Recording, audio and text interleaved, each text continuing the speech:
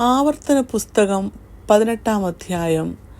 ലേവ്യരായ പുരോഹിതർക്കും ലേവ്യ ഗോത്രത്തിനും ഇസ്രായേലിനോടുകൂടെ ഓഹരിയും അവകാശവും ഉണ്ടാകരുത്.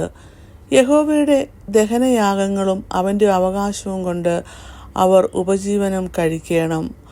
ആകയാൽ അവരുടെ സഹോദരന്മാരുടെ ഇടയിൽ അവർക്ക് അവകാശം ഉണ്ടാകരുത്. യഹോവ അവരോട് അരുളിച്ചതുപോലെ അവൻ തന്നെ അവരുടെ അവകാശം.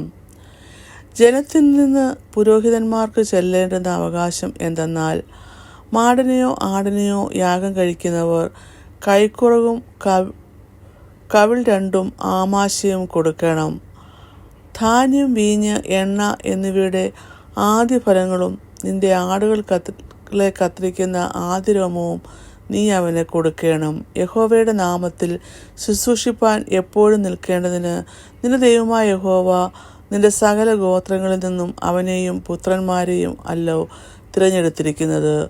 ഏത് ഇസ്രായേലിയരോടും പട്ടണത്തിലെങ്കിലും പരദേശിയായി പാർത്തിരിക്കുന്ന ഒരു ലേവ്യൻ അവിടെ നിന്ന് യഹോവ തിരഞ്ഞെടുക്കുന്ന സ്ഥലത്തേക്ക് വന്നാൽ അവന് മനസ്സുപോലെ വരാം. അവിടെ യഹോവയുടെ സന്നിധിയിൽ നിൽക്കുന്ന ലേവ്യരായ തൻ്റെ സഹോദരന്മാരെയും പോലെ അവനും തൻ്റെ ദൈവമായ യഹോവയുടെ നാമത്തിൽ ശുശ്രൂഷ ചെയ്യാം. അവൻ്റെ പിതൃസ്വത്ത് വിറ്റ് കിട്ടിയ മുതലിനു പുറമേ അവരുടെ ഉപജീവനം സമാംശമായിരിക്കണം. നിന്റെ ദൈവമായ യഹോവ നിനക്ക് തരുന്ന ദേശത്ത് എത്തിയ ശേഷം അവിടുത്തെ ജാതികളുടെ മ്ലേച്ഛതകൾ നീ പഠിക്കരുത്. തൻ്റെ മകനെയോ മകളെയോ അഗ്നിപ്രവേശം ചെയ്യിക്കുന്നവൻ, പ്രശ്നക്കാരൻ, മുഹൂർത്തക്കാരൻ, ആഭിചാരകൻ, ക്ഷുദ്രക്കാരൻ, മന്ത്രവാദി, വെളിച്ചപ്പാടൻ, ലക്ഷണം പറയുന്നവൻ, അഞ്ജനക്കാരൻ എന്നിങ്ങനെയുള്ളവരെ നിങ്ങളുടെ ഇടയിൽ കാണരുത്. ഈ കാര്യങ്ങൾ ചെയ്യുന്നവനെല്ലാം യഹോവയ്ക്ക് വെറുപ്പാകുന്നു. ഇങ്ങനെയുള്ള മ്ലേച്ഛതകൾ നിമിത്തം നിന്റെ ദൈവമായ യഹോവ അവരെ നിന്റെ മുമ്പിൽ നിന്നും നീക്കിക്കളയുന്നു.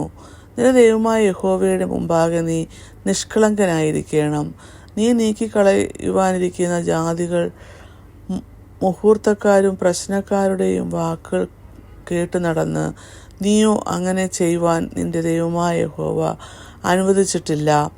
നിന്റെ ദൈവമായ യഹോവ നിനക്ക് എന്നെപ്പോലെ ഒരു പ്രവാചകനെ നിന്റെ മധ്യേ നിന്റെ സഹോദരന്മാരുടെ ഇടയിൽ നിന്നും എഴുന്നേൽപ്പിച്ചു തരും. അവൻ്റെ വചനം നിങ്ങൾ കേൾക്കണം. ഞാൻ മരിക്കാതിരിക്കേണ്ടതിന് ഇനി എൻ്റെ ദൈവമായ യഹോവയുടെ ശബ്ദം കേൾപ്പാനും ഈ മഹത്തായ തീ കാണുവാനും എനിക്ക് ഇടവരുതേ എന്നിങ്ങനെ ഹോരോബിൽ വെച്ച് മഹായാഗം കൂടിയ നാളിൽ നിന്റെ ദൈവമായ യഹോവയോട് നീ അപേക്ഷിച്ചതുപോലെ തന്നെ. അന്ന് യഹോവ എന്നോട് അരുളിച്ചതെന്തെന്നാൽ, അവർ പറഞ്ഞത് ശരി, നിന്നെപ്പോലെ ഒരു പ്രവാചകനെ ഞാൻ അവർക്ക് അവരുടെ സഹോദരന്മാരുടെ ഇടയിൽ നിന്നും എഴുന്നേൽപ്പിച്ച് എൻ്റെ വചനങ്ങളെ അവൻ്റെ നാവിന്മേൽ ആക്കും. ഞാൻ അവനോട് കൽപ്പിക്കുന്നതൊക്കെയും അവൻ അവരോട് പറയും. അവൻ എൻ്റെ നാമത്തിൽ പറയുന്ന എൻ്റെ വചനങ്ങൾ അതൊരുത്തനെങ്കിലും കേൾക്കാതിരുന്നാൽ അവനോട് ഞാൻ ചോദിക്കും. എന്നാൽ ഒരു പ്രവാചകൻ ഞാൻ അവനോട് കൽപ്പിക്കാത്ത വചനം എൻ്റെ നാമത്തിൽ അഹങ്കാരത്തോടെ പ്രസ്താവിക്കുകയോ അന്യദൈവങ്ങളുടെ നാമത്തിൽ സംസാരിക്കുകയോ ചെയ്താൽ ആ പ്രവാചകൻ മരണശിക്ഷ അനുഭവിക്കണം.